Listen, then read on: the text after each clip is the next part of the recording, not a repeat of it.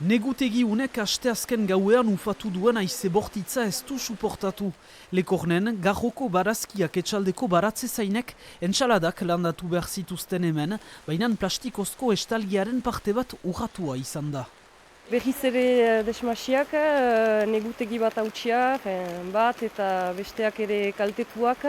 Behar dela inalafite berriz arrainatu, lan gehiago guretako, galtze bat izanen dela segur. Urrunago, beste zilo bat negutegi untan. Hori ere aldatu beharko dugu. Jakin behar da, ez ditugula asuratzen gure negutegiak soberakario baita. Zazpiektareako eremu untan barazkiak laborantza biologikoan ekoizten dituzte, zuzenki saltzen eta Lekorneko eskolako kantina hornitzen dute.